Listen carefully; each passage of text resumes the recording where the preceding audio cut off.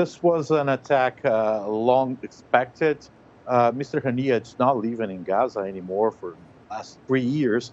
He's in Doha. He's the political leader of Hamas. And his house, as Israel says, was a meeting point for his Hamas leaders. But at this point now in Gaza, probably this was more a symbolic attack than an effective one.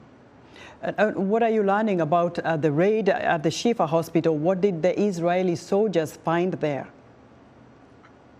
The last information we had, the Israeli soldiers were still inside Shifa hospital trying to find for evidences that can prove that Hamas was operating there. So far, the Israelis only could find some weapons and a grenade, a vest, but nothing really substantial to prove that Hamas was using the Shifa hospital as a base, as a command base. There's a lot of pressure from the international community to see those proofs, and the Israeli soldiers are there right now trying to find it. And Yan, we've just watched Linda explaining about the 5-day march. What more can you tell us about this march, that is the 5-day march from Tel Aviv to Jerusalem in support of the hostages that were taken on October 7th? They are expected to be here in Jerusalem by Saturday. Around 100 people are marching from Tel Aviv to here. They are in the middle of the way right now. And they're going to go to the Prime Minister's house here in Jerusalem, and they are demanding that the whole war cabinet meet them.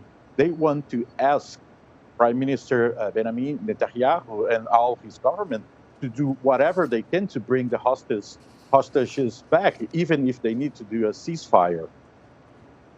Yeah, you know, the big question is, where exactly are they? How does Israel know whether they are still alive, where they are being hidden, what's happening to them? Are those questions being asked by those out there asking, bring back our family members?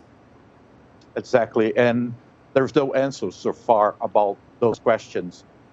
What we know, and people believe the hostages are inside tunnels beneath Gaza, but nobody knows how many of them are still alive. Hamas said that at least 50 of them were killed during Israeli airstrikes, but this information cannot be confirmed so far.